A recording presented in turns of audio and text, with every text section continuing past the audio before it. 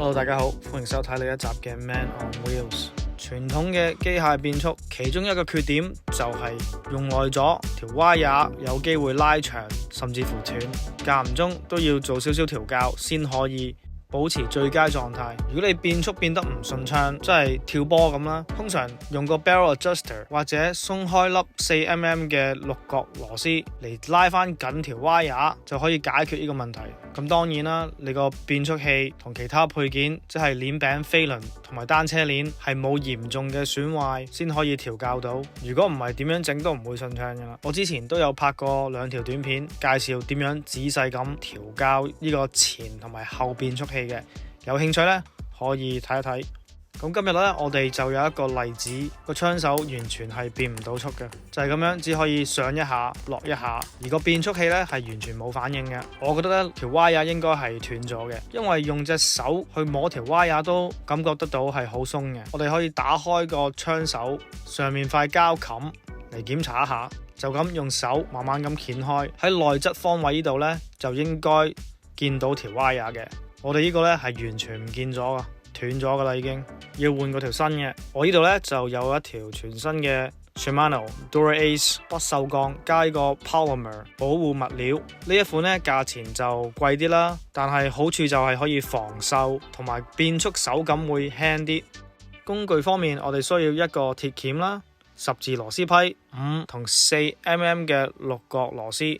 首先呢，我哋就去後面扭鬆嗰粒 4mm 嘅六角螺絲，剪走個尾啦，然後開始拆走個 wire 個膠管同埋其他尾冚。咁普通嚟講呢，如果條 wire 係冇斷到呢，其實呢，呢個步驟會簡單好多。你只係需要去槍手位嘅外側呢個窿度咁樣拉條 wire 出嚟，然後擺條新嘅落去，咁就搞掂噶啦。但係因為今次呢，佢斷嘅位置呢，佢殘留咗個頭喺裏邊係攞唔翻出嚟嘅，所以我哋做多少少嘢，就要扭鬆下邊呢粒十字螺絲先可以打開呢一塊底蓋。我自己覺得呢，嗰塊膠冚上面嗰塊呢就好阻住，成塊攞走咗呢就會令到呢個程序比較容易啲嘅。首先呢，就要攞走個巴帶，然後去到槍手位呢一度呢，我哋就攞支筆畫一畫佢嚟做一個記認嘅。咁轉頭我哋呢安裝嗰時呢就可以對翻個位。之後呢，我哋就可以鬆開呢一粒 5mm 嘅六角螺絲，然後呢，成個槍手就可以拆出嚟咁樣噶，反轉翻個外冚，然後之後成個就可以拉走咁樣啦。之後呢，我哋就可以好輕易咁樣攞走下邊塊膠蓋。你睇到啦，裏邊係啲 wire 爆到周圍係，巢咗好多喺裏邊。舊嗰條呢個 wire 頭呢，你見到就喺呢度嘅，攞出嚟，好仔細咁樣清理所有嘅殘留物，抹乾淨之後呢，就補翻少少油。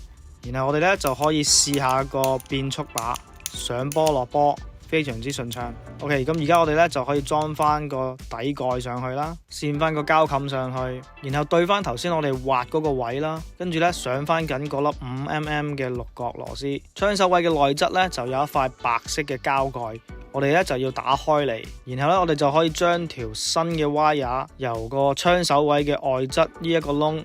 捐入去。之後咧就用手喺對面拉條 wire 入去啦，個頭咧就一定要入去呢個下邊呢個窿嘅位裏邊，入晒去好似咁樣。跟住咧就可以穿條 wire 落個外管度，跟翻條路軌咁樣插落去，冚翻塊白色膠蓋。如果你個單車架係走內線嘅，去到依一個步驟咧就需要少少耐性，慢慢咁樣塞條 wire 落去裏邊，直至到喺後面穿翻出嚟。然後咧就可以裝翻頭先拆出嚟嗰啲外管上去。條新 wire 咧就有跟新嘅配件，啲頭尾膠冚咁啦，可以趁呢個機會放啲新嘅落去。個微調咧，呢一款就係有條彈弓喺裏邊嘅，就跟翻呢個次序放上去啦。扭翻緊呢，就需要撳低，一路撳一路扭嘅，扭到盡，然後扭翻轉頭2個圈咁咯。跟住我哋可以扯埋裏邊其他嘅 wire 出嚟，攝落呢一個 4mm 嘅六角螺絲下面，扯痕佢，然後之後上緊粒螺絲，剪去多餘嘅 wire， 然後加翻個鐵冚上去。之後呢，我哋就可以用呢個微調嚟調校翻好個變速，係 check 清楚每一個波段都應該係好順暢嘅。頭先都講過啦，我哋之前拍過2條短片係介紹一個步驟嘅。如果你對呢一方面唔係太清楚呢，我就建議你去睇一睇。OK， 搞掂啦。之後呢，就建議你哋出去試下車啦。開頭嗰10個 kilo 度呢，條 wire 呢就有機會走少少位嘅，用後面個微調扭翻緊少少就應該冇問題噶啦。記得每幾個月就要打開個槍手位檢查下，順便補油。通常條 wire 嘅壽命都可以高過5000 kilo 嘅，但係要睇翻你踩嘅地方咯，係咪成日都要變速，同埋條 wire 個牌子品質咧都好重要嘅。後面嘅變速器條 wire 咧就冇咁長壽，因為我哋成日都變速，而前柄嘅 wire 咧就襟用好多，某啲例子咧可以去到後變速器嘅幾倍都依然冇問題。OK， 希望呢條短片幫到大家啦，記得俾個 like、訂閱同埋分享。今集嘅 Man on Wheels 就講得咁多啦，多謝收睇，下次見。